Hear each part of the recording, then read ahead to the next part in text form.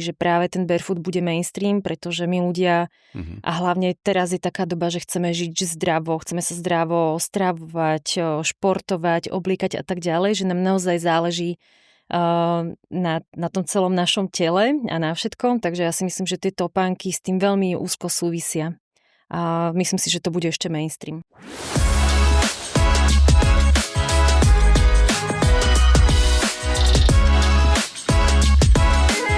Finby podcast. Všetko zo sveta e-commerce. Hostkou dnešného Finby podcastu je Mia Štepanovská. Štepanovská. Hej, Štepanovská. Meko. Pekne vítam. Ďakujem krásne. Ako sa máš? Mám sa dobre, hekticky. Počkaj, prejdime rovno k veci, lebo keď sme sa stretli a videl som ťa v tom foaje, tu čo je, tak úplne hneď prvá vec, že čo ty máš na sebe zaujímavé, a že to upútalo, tak topánky. Strašne dobre vyzerajú, akože, to ja som si že toto bude asi barefoot, lebo sú také širšie, áno. Ale zároveň, že to je proste, že elegantné, pekné. Ja som tiež aj nosievam barefooty, ale vždy to mám tak v hlave zafixované, že prosto to nie sú tie pekné. No, my Shapen robíme len pekné barefooty a vlastne to, čo mám teraz, tak je nová kolekcia. Ja som bola zvedavá, že čo povieš, že čo ťa zaujalo.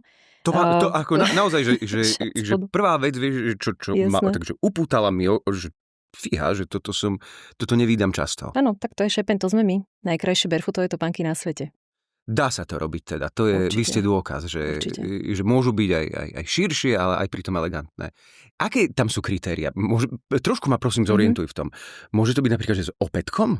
No, to v žiadnom prípade. Barefootové topánky musia spĺňať niekoľko kritérií.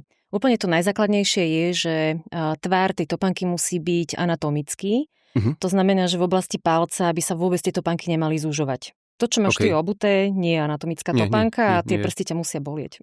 Vieš čo, tak to je také... No, ale sú pekné, že to je super. Ľudia hovoria, že to je pohodlné, to je prvé, čo som si zobral. Jediný problém je, že mi je v zima. No, zima. Sú to vansky. No, už teraz by bolo treba niečo úplne iné. No, takže v oblasti palca. A potom ešte pokračuj, lebo zdá sa mi, že... Čiže anatomický tvar vlastne tej podrážky musí tam byť vlastne dostatok priestoru na prsty, aby sa mohli hýbať. Čiže ak by si mal napríklad teraz barefootové topánky a vonku je 10 stupňov, nebola by ti zima, pretože tá tvoja noha by pracovala správne, prsty by mali dostatok priestoru a tá noha by sa prekrvovala. Takže určite by ti nebola zima. Potom ďalším takým kritériom je, že tá podrážka musí byť tenká, dostatočne flexibilná, ohybná všetkými smermi. My v našej barefootovej terminológii tomu hovoríme, že musí sa dať vyslovene, že žmýkať, čiže naozaj pozdĺžne, priečne, hociako. Tá hrúbka by mala byť zhruba do nejakých 7 mm. Je viac smerov, alebo teda názorov, že do akej hrúbky je tá správna barefootová topánka. Ľudia, ktorí napríklad začínajú len s barefootom, tak veľmi ťažko znášajú, ak je tá podrážka veľmi tenká na začiatku, pretože majú zlú techniku chôdze, nevedia v tom chodiť, otriasajú chrbticu a to nie je v poriadku, čiže v tom barefoote sa treba vedieť aj naučiť chodiť. Takže tvár sme si povedali, potom vlastne tá ohybnosť, čo je dôležitá vec, medzi pätou a špičkou nesmie byť žiaden sklon. Hovorí sa tomu, že zero drop. Čiže vlastne tá päta nie je tam žiaden podpätok, ani žiadna ortopedická stielka. No a potom ten kompromis medzi tým, že je to prosto barefoot a tou eleganciou, k tomu sa dostaneme o chvíľočku, ale povedz mi úplne, že tam, ja som si našiel na internete, že rok 2016, že je ten začiatok Shapen. Keď sa vrátime do histórie. Áno. Ono to je v podstate rok, kedy asi zhruba vznikla celá tá myšlienka. Jo. A vlastne celá tá myšlienka vzýšla z nejakej mojej vlastnej potreby, ale ešte pred tou potrebou vlastne celé to začala moja dcéra. Keď bola maličká a začala sa z toho stavať na nohy, tak ja som rozmýšľala, že čo jej obujem. A vlastne dcerka už má teraz skoro 13 rokov, čiže rátame, že je to 12 rokov dozadu. A vlastne natrafila som len na dva smery, na klasickú ortopedickú obuv a na barefootovú. A tá barefootová sa mi veľmi páčila. Páčila sa mi tá myšlienka, že je to veľmi také prirodzené, podporuje to vlastne prirodzený vývoj toho chodidla. A tak som sa rozhodla, že chcem jej to obúvať. No lenže pred tými 12 rokmi bola ponuka veľmi slabá. ťažko sa mi hľadali topánky pre to dieťa a už keď som jej niečo našla, tak som si povedala, že chcem to vyskúšať aj ja sama na sebe. A tam som potom narazila na to, že naozaj tá ponuka bola veľmi zlá, bola veľmi obmedzená. Vo svete existovali možno len 3 barefootoví výrobcovia a chcela som sa pekne obúvať. To sa bavíme o ktorom roku teraz? 2012, 13, povedzme. Hej. Teda 2013-14, okay. tak. Čiže vlastne vtedy ja som ako keby prvýkrát prišla do kontaktu s barefootom a potom postupne som v sebe nejakým spôsobom živila tú myšlienku, že chcem sa takto obúvať, ale trh neponúka pekné topánky. Takže jediná cesta bola si ich vyrobiť. Úžasné, že prosto...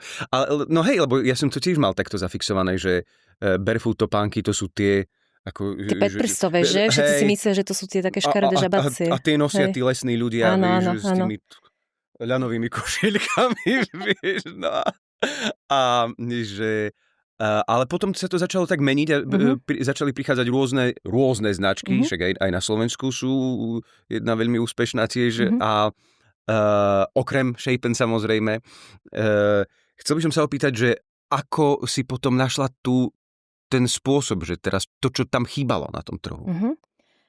No ja som bola vždycky parádnica, ako sa tomu hovorí, ženám, čiže naozaj som sa chcela pekne obliekať, obúvať, ako každá žena mala som naozaj plný botník rôznych topánok, všetky farby a trh proste neponúkal pekné barefootové topánky, takže to bol pre mňa taký naozaj že silný impuls, že treba s tým niečo spraviť a keď sa chcem takto obúvať, tak naozaj iná možnosť, ako si tie topánky vyrobiť, neexistuje.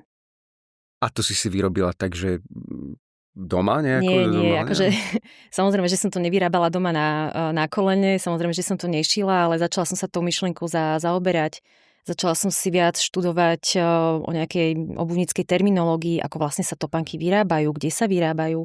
Ja som vlastne pred Shapenom tak pracovala stále len v oblasti marketingu.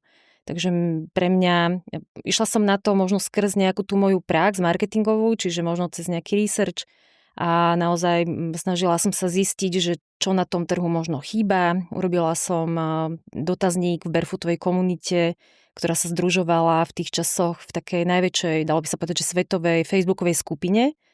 Dôležité je povedať, že barefootiaci sa združujú v komunitách. Oni veľmi radi navzájom komunikujú. Ešte v minulosti to bolo intenzívnejšie, kedy si tie ženy, zákazníčky, barefootiačky radili, kde si môže kúpiť pekné topánky, radia si vo veľkosti, ako správne vybrať a tak ďalej. Čiže vlastne tomu všetkému predchádzal ako keby taký nejaký môj prieskum, nejaké to štúdium. Tých materiálov bolo veľmi málo. No každopádne potom som si tak povedala, že tak skúsim osloviť nejakého výrobcu. Uvidíme, že čo mi na to povie. A máš aj nejakú takú... Vieš, čo by som chcel počuť nejaký príbeh taký, že začala som to, príbeh nejakej zručnosti alebo toho, ale teraz vravíš, že skôr marketingovo, výskum a potom, kto tieto topánky navrhol? No tie topánky v podstate vždycky, a doteraz to takto platí, ja síce viem nejakým spôsobom kresliť, ale ako sama som si tie topánky nekreslila, nerobila tie dizajny, ale vždycky udávam ten smer, akým sa chceme vybrať. To znamená, že ak ja som napríklad v minulosti nosila veľa balerín a to mi chýbalo a to som chcela práve v tom barefootovom svete, tak som si povedala, že chcem baleriny. Zároveň som vedela, že tie baleriny chcem také, aby sa dali nosiť na viac spôsobov. Hej, čiže som si vymyslela, že čo by mali akože obsahovať, ako by mali vyzerať a potom som našla jednu dizajnerku, ktorá ako keby zhmotnila tie moje predstavy. A vlastne takto fungujeme aj doteraz, čiže ten dizajner dostane nejaké zadanie, presné smerovanie, presný typ topánky, kam ja sa chcem ubrať. On to kreslí, vráti mi to naspäť, ja do toho zakreslujem a takto si to vymieňame, až kým neurobíme dokonalé pripomienky a kedy nie je ten model pripravený na prvé prototypovanie. A úplne na začiatku to vznikla jedna topánka, jeden model, alebo ste navrhli kolekciu? Nie, to úplne na začiatku. To bola úplne len jedna jediná topánka, ktorú sme uvádzali myslím, že to boli vtedy 3 farby. Pred tými skoro 7 rokmi to bolo postačujúce. Teraz si myslím, že ak by sa chcela značka uvádzať s jedným modelom, tak veľmi by už nepochodila, lebo predsa len tá konkurencia už je oveľa väčšia. No dobre, tak vznikla tá prvá topánka, čo bolo ďalej? No, ešte kým vznikla tá topánka, tak ja som musela nájsť toho nejakého výrobcu, ktorý by mi to vyrobil. Takže dalo by sa povedať, že som išla od dverí k dverám. A skúšala som to najprv v Partizánskom, predsa len je to meka obuvníckeho priemyslu na Slovensku, bývalé baťové závody a vlastne nachádza sa tam jedna produkcia. Tak úplne si pamätám, keď som tam prvýkrát prišla, tak som mala pripravenú prezentáciu, lebo predsa len som išla z toho marketingu, čiže mala som pripravenú presku, mala som pripravenú nejakú timelineu, Excel krásny, že ako si to celé predstavujem. A moja predstava o nejakej prvej produkcii bola, že chcem 100 párov. Ja som nevedela, či to je veľa, či to je málo. Nemala som žiaden finančný nejaký backup na to, aby sme mohli vyrábať veľa párov. Nevedela som ešte, aká je úplne potreba toho trhu. Takže pozerali na mňa tak všelijako. Neverili mi, proste vôbec nevedeli, ako sa barefootové topánky vyrábajú, pretože bolo to niečo mimo nejakých zaužívaných postupov a mimo konvenčnej obuvy. Takže, ale nakoniec sme sa nejakým spôsobom dohodli, prototypovali sme to v Partizánskom veľmi dlho. Veľmi dlho sa trápili v produkcii s jedným typom topánok. Stále sa bavíme o tých balerinách. Uh-huh. A celé to trvalo asi 3/4 roka. Nakoniec sme sa nedohodli, čiže ako keby som strátila 3/4 roka v jednej fabrike a musela som hľadať ďalšiu. Tak som našla ďalšieho výrobcu pri Partizánskom. Ten nám síce vyrobil tých prvých 100 vysnívaných párov, ale potom, keď ich vyrobil a my sme uviedli značku, tak mi povedal, že on to nechce robiť, lebo je to veľmi náročné. Takže čo teraz? Takže musela som to nejakým spôsobom s ním vyriešiť. Zvyšil nám ešte ceny v úvode a tak ďalej, takže nebolo to akože veľmi pekné správanie z jeho strany. Každopádne ani tá kvalita nebola až na takej úrovni, ako ja som si to predstavovala, takže vyrábali sme spolu len asi nejaký rok. A potom som našla ďalšieho výrobcu, tretieho, toho som našla zase v Bardejove. Takže tam už keď sme šli do toho Bardejova, tak potom sme už mali 2 alebo 3 modely, už sme sa trošku rozrástli. A v Bardejove už to bolo lepšie? V Bardejove to už bolo lepšie, ale opäť som narazila po nejakom čase na limity, či už kvalitatívne, kvantitatívne a rozhodla som sa, že síce sme slovenská značka a chceli sme vyrábať so srdiečkom na Slovensku a teraz to vyrábame už len so srdiečkom, ale nie na Slovensku. No tam som sa chcel dostať, že najskôr bolo to Portugalsko? Alebo... Áno. Aha. Áno, vyrábame vlastne aktuálne zhruba 80% produkcie v Portugalsku a potom takú menšiu časť máme takú menšiu fabriku v Poľsku. Vidíš, kto by to bol povedal, lebo mne tie barefoot topánky pripadajú, že to nie je to také, že zložité asi. A pritom 3/4 roka a nič. No, presne tak. A toľko problémov. Ja si myslím, že ono to nie je až také zložité, len tým, že tí slovenskí výrobcovia nemali s tým skúsenosť, tá natúra a taký ten postoj k novým projektom nebol veľmi ako keby taký pozitívny. Vieš, že vlastne sa stávali k tomu, že ja to neviem a nehľadám spôsob, ako sa to dá urobiť, ale radšej to nebudem robiť. A potom to spravím, ale poviem, že nebudem to robiť. Áno, presne tak. Nebudem sa ja s tým... Hej. Takže potom som šla do toho Portugalska. Portugalsko je vlastne meka obuvníckeho priemyslu v rámci Európy. Tam je obrovské množstvo tých fabrík a naozaj tí ľudia, tá mentalita sú veľmi ochotní, nápomocní. Chcú to robiť, technologicky sú niekde úplne inde, kvalitou takisto. Takže Portugalsko. Počuj, ešte mi povedz, že čo je na tom také, čo je to najzložitejšie? Lebo keď si predstavím barefoot a že ako sa o tom hovorí, aj o tom by som sa s tebou chcel pobaviť, že ono to dokáže napraviť pronáciu, keď má niekto problémy, že skoliózu alebo tieto veci, takže áno, že barefoot je fajn, tak za tým musí byť asi aj nejaký výskum, nie? Že... Určite ešte k tým zdravotným problémom poviem ti vlastne moju osobnú skúsenosť. Hej. Ja keď som začínala s barefootom, tak ja mám taký, že mix, ja tomu hovorím, že mix problémov pohybového aparátu. Úplne od detstva mám skoliózu, hypermobilitu, do toho som mala veľmi ploché chodidlá a vlastne až v dospelosti sa mi začali ako keby prejavovať práve tie chodidlá. Nikdy ma nebolel chrbát, ale veľmi ma boleli nohy. A boleli ma tak, že ja som sa vlastne ráno po zobudení nikdy nevedela hneď postaviť na tie moje chodidlá, musela som sa rozcvičiť, lebo bolo to veľmi nepríjemné. A vlastne keď som prešla na ten barefoot, tak uvedomila som si po nejakom mesiaci, že mňa proste tie nohy už nebolia. Fakt, že po mesiaci? Určite veľmi skoro to prišlo. A aby som teda uverila naozaj tým benefitom tomu barefootu, tak ja som si predtým, než som začala nosiť barefoot, urobila otlačky chodidiel, na papier obkreslila a potom som to robila v nejakých intervaloch. Čiže ja som naozaj videla, ako sa tá moja šlapa, to chodidlo krásne dvíha a bavíme sa vlastne o období dozadu, naozaj už je to 12 rokov a ja som mala 32, keď som začala nosiť barefoot. Ježiš, prezradila som teraz svoj vek, ale nevadí. Ja neviem počítať, takže nech sa páči. Takže veľmi mi ten barefoot naozaj pomohol. Cítim, že tie chodidlá, hovorí sa, že barefooťakom narastú nohy. Oni ti reálne akože nenarastú, to ale som zrazu... počul presne. No, tak ja nosím celkom veľké čísla, ale je to vlastne o tom, že ty keď dáš priestor tomu chodidlu a ono sa začne rozpínať, tak ono sa len dostáva do takej svojej naozajstnej alebo pôvodnej veľkosti. Lebo potom sú aj takí, čo chodia, že úplne na boso. A tiež som o tom počúval nedávno podcast, už si nepamätám, že ktorý to bol podcast a neviem, kto to hovoril, ale že sa to roztiahne tá noha. Roztiahne sa, áno. A potom, že si neobuje lyžiarky. Napríklad, že aj môže sa to stať, že tá noha sa roztiahne a potom si už tie lyžiarky... Áno. Hej? Všetci barefootiaci, ktorí už naozaj nosia len ten barefoot a mám kamarátky, alebo sú rôzne naozaj zákazničky naše, ktoré nám aj niekedy posielajú fotky, že majú nejaké lodičky, ktoré si chceli dať na nejakú príležitosť, že nevyhodili ich ešte a pošlú nám fotku, že sa do nich proste nevtrepu, nezmestia. Hej? Že naozaj tá noha tým barefootom sa začne rozpínať a je širšie ako tá topánka pôvodná. Takže je to naozaj tak. No a potom je otázka, či boľavý chrbát alebo lodičky. Že asi je to zdravšie. Áno, je taká, že vec priorít, ale zase my máme riešenie na lodičky, pretože my vlastne ponuku, ktorú máme v tom segmente, v ktorom my sme najsilnejší, tak naozaj sme značka, ktorá má najviac takých elegantných topánok práve pre ženy. A jeden model sme dokonca nazvali, že sú to prvé barefootové lodičky. Takže tie možnosti tu sú.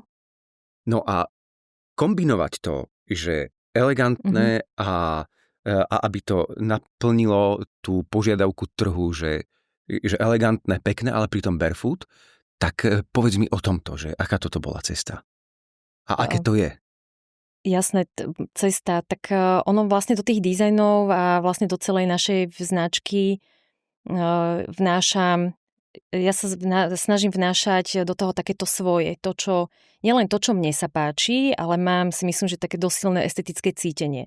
Čiže o čo my sa snažíme, tak naozaj pretavovať ako keby to, čo je už zabehnuté v konvenčnej obuvi, tak pretavujeme to vlastne do tej barefootovej obuvy a vlastne tým sa aj my veľmi odlišujeme a preto tie topánky vyzerajú na pohľad inak. A veľa ľudí, keď ich vidí, tak prvýkrát tak ani nevie o tom, že je to niečo iné, že je to vlastne barefoot. Poďme ku crowdfundingu. To je rok 2021, že? 21-22, tak nejako. 21-22. Ako to prebiehalo? Ako to bolo? Lebo to ste tak akože veľmi dobre získali tie peniažky. Áno. Bola to super skúsenosť. Vlastne bola to za nás taká marketingová aktivita a podpora. A celkovo my sme vlastne, ešte sa vrátim naspäť, my keď sme začínali vyrábať naše topánky, tak my sme nemali veľa peňazí a investícií do foriem, z ktorých sa vyrábajú podošvy. Je to naozaj veľmi nákladné, obzvlášť v začiatkoch biznisu, v začiatkoch podnikania. Je to kopyto, že? Nie, ešte kopyto nie je až také nákladné, ale sú to také, že veľké, povedzme, že oceľové formy, kde sa robia odliadky ako keby tých podošiev, ktoré potom následne sa lepia a prišívajú k topánke. A je to vlastne je drahé. A to je veľmi drahé, jedna taká forma stojí okolo 1500 eur. Čiže keď máš, 8 veľkostí alebo 10 veľkostí a si naozaj na začiatku nemáš ten kapitál, tak je to drahá položka, vysoká položka. Čiže my keď sme začínali, tak my sme išli to ako keby lacnejšou alternatívou a išli sme aj do segmentu tých balerínok, ktoré ale tie podrážky sme vysakávali z gumy. A to vlastne robíme doteraz, lebo pokiaľ topánka je len bez tých okrajov, je taká elegantnejšia. Poviem to tak. No a vlastne tým crowdfundingom my sme už zainvestovali do tých foriem a urobili sme si kolekciu zimných topánok, čižiem, tenisiek a to sme potrebovali ukázať svetu, že ten Shapen nie je už len o tých balerinkách a o nejakých sandálkach, ale že už máme v ponuke aj ďalšie topánky a preto sme sa tak rozhodli, sme rozmýšľali, že ako to uviesť, ako o tom svetu povedať a volili sme formu toho crowdfundingu. Ten crowdfunding obnášal naozaj dosť dlhú prípravu. Boli sme na to len ja a môj manžel Marek. Nemali sme žiadnych pomocníčkov, lebo vlastne my sme veľmi dlho boli na všetko len dvaja. Až minulý rok sme začali hajrovať kolegov. No a vlastne ten crowdfunding sme urobili na českej platforme HitHit z dôvodu toho, že vlastne ten český trh bol od začiatku pre nás najsilnejší. Máme tam najviac zákazníkov, či už B2C-čkových, B2B-čkových, a chceli sme to vlastne urobiť na platforme, ktorú ten náš zákazník veľmi dobre pozná. Na HitHite už robili aj iné barefootové značky, crowdfunding, každý jeden bol úspešný. Takže ja som si urobila nejaký taký prieskum, ako dopadli iné značky, nastavili sme si nejaký cieľ a ten cieľ sme v podstate naplnili. Koľko bol cieľ? My sme mali cieľ 20 000 eur a ten sme dosiahli ani nie za 24 hodín. Čiže akože bolo to úplná pecka. Bolo to super, bolo to adrenalín. Perfektné to bolo. A vlastne celú túto kampaň sme ťahali mesiac a samozrejme tá kampaň bola rozfázovaná. Ty musíš akože zaujať na začiatku, keď zaujmeš toho zákazníka, tak on musí, vlastne ty musíš čo najviac vyzbierať v úvode tej celej kampane, potom to trošku opadne a potom prichádza k FOMu, hej, ten zákazník proste to chce, nechce to zmeškať, čiže on potom zase nakupuje a zase tá kampaň akože vzrastie.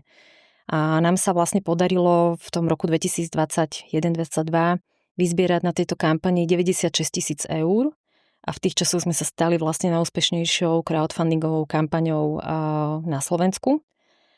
A čo je úplne najlepšie, na čo som fakt pyšná, tak my sme nasľubovali tým našim zákazníkom, mali sme nejakú timelineu, že kedy dostanú svoje topánky, lebo ten zákazník nám posielal peniaze výmenou, samozrejme, že za niečo. Takže my sme povedali, kedy tie topánky dostanú tí zákazníci a naozaj sme slovo dodržali a všetko sa nám podarilo s produkciou v Portugalsku vyladiť tak, aby sa k tým svojim k tým svojim topánkam výhrám akože dostali v termíne. Čiže my sme to všetko, vlastne celú tú kampaň sme robili v septembri a do Vianoc ľudia mali svoje topánky vyrobené doma. Finby Podcast. Všetko zo sveta e-commerce. A čo si myslíš, čo bol také najdôležitejšie v tej kampani, že to bolo také úspešné? Určite príprava. Určite tá príprava je veľmi, veľmi dôležitá. Tu netreba nikdy podceňovať. Mali sme urobené videá, mali sme vlastne všetko vypočítané, čiže ja som naozaj vedela, že koľko párov by sme chceli, v akých cenách, čiže naozaj to treba mať veľmi dobre všetko zrátané. Treba tam rátať s rôznymi poplatkami, či už ide to o samotnej platforme, alebo sú tam potom nejaké ďalšie percentička, záprevody a tak ďalej, takže tá príprava je veľmi dôležitá, ale zároveň my sme už boli ako tak známou značkou na Slovensku, v Čechách a tými produktami, ktoré my sme priniesli, tak zase sme sa posunuli niekde inde. A zase tie produkty, aj keď už boli na podrážkach, lebo už veľa značiek malo topánky na podrážkach, tak zase sme boli niekde inde. Zase to bolo zaujímavé pre toho zákazníka. Ja by som sa na sekundu ešte vrátil k jednej veci. Keď si hovorila o tom Portugalsku, neviem, či si spomínam dobre, a Poľsko? Poľsko. Výborne. A nerozmýšľali ste o Ázii, povedzme Vietnam? To je tiež krajina, kde technológie v obuvníctve a všetko. Rozmýšľali sme a rozmýšľame stále. No. Zatiaľ ešte nevyrábame v Ázii, ale nevylučujem to. Pretože ten tlak, hlavne v poslednom možno roku, dvoch, ktorý je, takto, segment barefootový rastie. A on ešte bude rásť, lebo tie prognozy sú veľmi dobré, ale vzniká veľmi veľa nových barefootových značiek. Oni vznikajú doslova každý týždeň. A niektoré značky naozaj veľmi tlačia na cenu. Pri niektorých značkách si nie som istá, že či to robia správne, lebo viem, aké sú kosty v Európe a keď majú veľmi nízke ceny a dumpujú to, tak neviem, že či prežijú. Ale každopádne je veľa značiek, ktoré buď vyrábali v Európe a už prešli do Ázie, alebo vyrábajú to už priamo tam. Takže ak chceme byť možno ešte viac konkurencieschopný, tak sa tomu nevyhneme. Takže, ale takto, určite nechcem odísť z Európy, určite si myslím, že veľmi veľa ľudí a veľa zákazníkov veľmi pozitívne reaguje na to, že je to produkt vyrobený proste v Európskej únii, vyrobený v Portugalsku a chcem, aby sme naďalej pokračovali s určitou časťou nášho portfólia a vyrábali to tu. Ale sú modely, ktoré Napríklad detské topánky sú v Európe extrémne drahé. Proste my ich nevieme vyrobiť lacnejšie, tým pádom z pohľadu konkurencie schopnosti nemáme dobré ceny koncové. No ale tak dôvod môže byť aj technológia, že v Európe tá technológia chyba, ktorá je v Ázii. Určite áno, ale nie je to len o technológii, ale je to o tom pracovnom kapitáli. Proste tam je to všetko lacnejšie. Vieš čo, len trošičku, keď určite sa v tom vyznáš, mňa ten Vietnam svojho času tak veľmi zaujal, že ako sa z toho stala taká prosto, že obuvnícka veľmoc. Neviem, ako sa to stalo, čo som si zatiaľ pozerala, je tam naozaj veľmi veľa fabrík a hej, Vietnam, aj v Kambodži je veľmi veľa fabrík, o Číne sa to vie. Ak by som si už mala z tých krajín vyberať, tak možno práve ten Vietnam. Že? Tak držím palce, aby ste to rozšírili. Kde ste teraz inak? Predávate na Slovensku, predpokladám, že Poľsko, Portugalsko? Kde ešte? Takto, my hlavne predávame cez e-shop. Jasné. Máme síce jednu predajňu, ktorá sa nachádza v Bratislave, v Evrovea, ale predávame hlavne cez e-shop. A my od začiatku sme nerozmýšľali v málom, ale my sme chceli vlastne predávať topánky do celého sveta. Naším najsilnejším trhom je Česká republika, na druhom mieste sa nám veľmi pekne teraz vyšplhalo Nemecko, potom sme veľmi silní v Amerike, Španielsko nám rastie, Slovinsko a Slovensko je asi až na 5. 6. mieste, čiže to sú také akože že hlavné trhy, ktoré my teraz máme. A nie sú, keď to máte takto rozšírené, vieš, tak že napríklad keď ten klient, že chce vrátiť topánky, ako to riešite? Ak je z Európskej únie, tak kľudne môže. Kľudne môže. Jasné. A keď nie je? Keď nie je, tak nemôže. Čiže vlastne zákazníci z tretích krajín majú také info, ktoré sa nesie naprieč celým nákupným procesom a v košíku, že nemôžeš vrátiť ten tovar a oni idú vlastne do toho rizika, že ho nemôžu vrátiť. Ale aj takto nakupujú, pretože máme tak výnimočné tie topánky, že nevedia ich inde zohnať. Čiže naozaj ten Američan si to kúpi od nás. Máte aj také ikonické nejaké, ktoré sú že najviac? Máme ikonické, volajú sa popy. Sú to vlastne také sandálky uzavretá špička päta. Práve tie sme nazvali, že sú prvé barefootové lodičky. A tie vlastne naozaj tvoria najväčšiu časť našich príjmov. Zároveň máme nie že najväčšiu časť našich príjmov, ale vlastne v tej časti uzavretých sandálok, tak naozaj sú ako keby najsilnejším ťahuňom. Zároveň máme ešte jedny sandálky, tie sa volajú Orchid. Čiže v podstate v tomto sme najsilnejší, tvorí to vlastne nejakých 40%. A pánske topánky? Pánske topánky, rizo pánske nemáme, máme unisexové topánky. A čo je také, že najväčšie, lebo v 24. roku ste mali rebranding, pokiaľ si dobre pamätám. Minulý rok. A čo je teraz taká najväčšia výzva? Rok 25 sa nám už pomaličky končí, ale že čo ten rebranding priniesol a čo nové bude? My sme sa hlavne tým rebrandingom potrebovali niekam trošku posunúť. My sme začínali, čo sa týka farebnosti, s takou modrou ciantovou.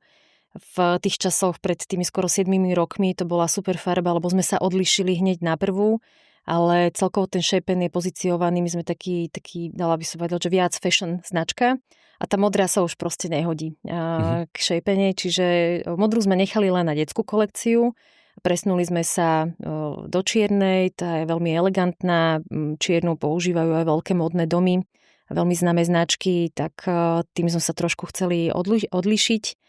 No a plány, my hlavne potrebujeme teraz, tak ako som spomínala, že sme začali veľmi intenzívne hajrovať, potrebujeme nejakým spôsobom ustabilizovať teraz náš tím a máme samozrejme, že veľké plány aj na budúci rok, máme v pláne ďalšie expanzie na trhy, kde už teraz organicky rastieme. Takže tak. A ktoré trhy, keď sa môžem opýtať? Do konca tohto roka ešte nám pribudne lokalizácia na Maďarsko a Poľsko. A na budúci rok Švédsko, Holandsko a ešte neviem čo, tretí jazyk, nepamätám si, ale... A tam budú aj kamenné obchody, alebo len tak, že v úvodzovkách len e-shopovo? Zatiaľ len e-shopovo. My v podstate ale už teraz expedujeme topánky do celého sveta, tým, že máme náš tovar uskladnený a je celý spracovaný fulfillmentom, takže my naozaj môžeme expedovať kamkoľvek. Teraz už je to nejakých 85 krajín sveta, kam my vieme topánky poslať. Okay. No a čo sa týka vlastne týchto krajín, budeme tam lokalizovať e-shop, k tomu budú pridružené kampane, no a zároveň v týchto daných krajinách nám narastá počet našich B2Bčkových partnerov, takže nám robia zároveň reklamu a takto spolu to funguje. Lebo spomínala si, že ono to ešte stále rastie. Teraz prichádzajú na trh stále nové značky, to ma veľmi prekvapilo, že každý týždeň vždy niečo nové, ale prichádza, že dumping do toho, tak to je taký asi nešvár sa tu rozmohol. Áno, trošku dumping, ale zároveň, čo začínam sledovať, tak veľa značiek, takých väčších, drahších, tak sa snaží zaradzovať do svojej ponuky práve barefootové topánky. Nie je to úplne ten barefoot, ktorý by nosili takí ortodoxní barefootiaci, ale už to preniká ako keby viac do toho konvenčného sveta. A ja si myslím, že časom možno dospejeme k tomu, že sa to celé otočí, že práve ten barefoot bude mainstream, pretože my ľudia, a hlavne teraz je taká doba, že chceme žiť zdravo, chceme sa zdravo stravovať, športovať, oblíkať a tak ďalej, že nám naozaj záleží na tom celom našom tele a na všetkom, takže ja si myslím, že tie topánky s tým veľmi úzko súvisia. A myslím si, že to bude ešte mainstream. Ja to vidím tak, že eko a to zdravé je nové cool. Existuje nejaký barefootový influencer? Samozrejme, existuje niekoľko barefootových influencerov. My máme hlavne zahraničné spolupráce. A napríklad v takej Amerike nám veľmi dopomohla práve jedna influencerka, ktorá má už teraz okolo 300,000 sledovateľov. Začínala plus minus v čase, keď ja som rozbiehala značku a ona si ma niekde našla, len tak vygooglila, že nejaký shapen, chcela poslať nejaké topánky na testovanie. V tých časoch sme ešte nemali fulfillment, čiže som vôbec nevedela, ako mám poslať topánky do Ameriky. Takže potom sme sa zase spojili po nejakom čase a ona nám tam robí obrovskú osvetu. Zároveň z influencerky sa stal až aj náš obchodný partner, rozbehla e-shop a brutálne jej to tam rastie. Takže vlastne aj vďaka nej my máme tú Ameriku takú veľmi silnú. Ale zároveň tí influenceri sú aj v iných štátoch, toto je len taký jeden príklad. V Slovinsku sú veľmi veľkí influenceri, v Španielsku sa úplne že roztrhlo v rece, koľko ich tam je a tak ďalej. A väčšinou sú to takí influenceri, ktorí začínajú, majú, neviem, že 1000-2000 followerov, ale oni za jeden rok sa vedia tak vyšplhať, že je to neuveriteľné. Lebo ja som rozmýšľal, tak áno, to si viem predstaviť, že existujú influenceri, ktorí sa týmto zaoberajú, že na tom si postavia ten svoj níž, ale že ja neviem, vieš, čo by pripadalo úplne že fantastické, že napríklad, že Taylor Swift by začala nosiť, že shapen. Okay. Ešte bolo super? Nie, že... Skúsme jej napísať. Ale že... Môžem ti dať číslo, keď chceš. Dobre. Ale že či aj takýmto smerom možno, že si nerozmýšľal, že teraz poďme osloviť niekoho, kto by bol prosto tá tvár tej značky ale osloviť ho, že z toho, že je to správne. Určite áno, chceli by sme. Samozrejme, že kto by nechcel, aby nejaká známa osobnosť nosila jeho produkt, akože máš úplne fantastickú reklamu. Čo viem, tak španielská kráľovna je barefootiačka, ale zatiaľ nemá shapeny, takže tam sa potrebujeme dostať na ten kráľovský dvor. Aha. Viem, že sú rôzni herci americkí, ktorí si už idú naozaj tento trend, takže Ronalda som minule videla, futbalistu, mal obuté tiež nejaké barefootové topánky. Takže naozaj dostáva sa to už aj medzi známejšie osobnosti a možno niekoho odchytíme na spoluprácu. Bolo by to super. Ale aj rozmýšľate o tom, alebo je to, že tak možno sa nám, alebo už to máš, že kráľovna, idem po kráľovnej? Bavíme sa o tom v kancli. Okay. Takže len rozmýšľame, ako sa dostať na ten dvor kráľovský, takže niečo vymyslíme. Budem veľmi sledovať, či sa to podarí. Vieš, a ešte mi napadlo, že ako sa tá estetika a čo vnímame ako pekné, môže ľahko zmeniť. Vieš, že keď v minulosti boli tie úzučké topánky, alebo teraz mi napadlo úplne, že extrémny príklad z Japonska. Vieš, čo tam lámali tým dievčatám nohy, aby to bolo, že čo najmenšie im to pripadalo pekné. Čo nám to už pripadá, že nie pekné, hrôzostrašné nám to pripadá, ale že to stačí možno len niekoľko rokov, možno len obmena generácie a môžeme sa pozerať na topánky, ktoré boli predtým, že pre Boha. Vy ste nosili toto? Presne tak. Čo je strašné. Presne, ja si to aj tiež naozaj myslím, že ten trend sa mení. Mení sa síce postupne a pomaličky, ale mení sa. A tá krása pre každého je niečo iné pekné. To presne ako vravíš, niekedy bolo synonymom krásy zlomené chodidlá u Číňaniek. Hej. Mení Neviem, sa či to. to Čína alebo Japonsko, ale to je jedno. Ako, že mám pocit, že aj tam. Áno. Ale pokračuj, skočil som ti do reči. Len to som vlastne chcela povedať, že naozaj si myslím, že ten barefoot má čo ponúknuť a celkovo to vnímanie toho zákazníka a pohľad na krásu sa líši, ale myslím si, že to bude ešte mainstream. Tak ja verím tomu, no síce mám teraz nie úplne, že barefoot, ale Obujeme ťa. Super, Eurovea, hej? Eurovea. Tam máte kamen. A ešte toto mi povedz, že kamenný obchod je v Eurovei váš a ešte kde je? Zatiaľ len v Eurovea, ale my máme niekoľkých obchodných partnerov v rôznych krajinách po celom svete, ktorí od nás odoberajú topánky a vlastne ich ponúkajú. Takže sme v kamenných predajniach, ale Shapen kamenná predajňa je len jedna zatiaľ v Bratislave. A je aj v tomto trend, že o tomto som sa už v tomto podcaste bavil veľakrát, že či kamenná predajňa alebo len ten e-shop. Aký je to trend u vás? Ako to vnímaš? Ja si myslím, že tá kamenná predajňa je určite dôležitá, obzvlášť pri tovare, ako sú topánky, pretože to musíš vyskúšať a musí ti to fitovať, obzvlášť pri barefootových topánkach. Mám skúsenosť aj takú prax z minulosti, že keď som nosila konvenčnú obuv, tak som si kúpila topánky aj napriek tomu, že mi boli malé, ale páčili sa mi a chcela som ich. Pri barefoote to tak nefunguje. Naozaj ten barefooťák ten zákazník je veľmi náročný, tie topánky mu musia sednúť. Takisto sú rôzne ako keby tvary tej špičky. Každá značka je trošku inak vyvinutá. Takže je určite dôležité byť v kamennej predajni. My ale zatiaľ nejdeme rozširovať predajne. Zatiaľ sme hlavne e-commerce a sme e-shopová značka. Takže to môže byť, že nie každý barefoot mi musí sadnúť, hej? No, nemusí. Ty si musíš nájsť práve ten barefoot, ktorý ti sadne. Svoj. Áno. Naozaj každá značka sa odlišuje tvarom, hrúbkou a tu sa vraciame úplne na začiatok a k tomu vývoju, že je veľmi dôležitý tvar toho kopyta, ktorý ty si vyvinieš a to kopyto vlastne udáva tvar tej topánky, presné rozmery. Takže aj my naše kopytá sme si vyvíjali. To nebolo tak, že sme niekam prišli, nakúpili sme si kopytá a na nich sme začali robiť, ale bol to naozaj vývoj. A vlastne vďaka tomu vývoju máme topánky rozmerov, dĺžok, priehlavkov a tak ďalej, ako to teraz vyzerá.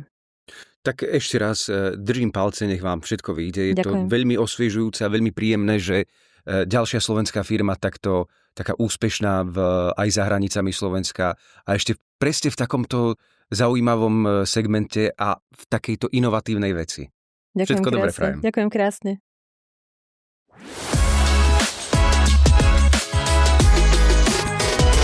Finby podcast.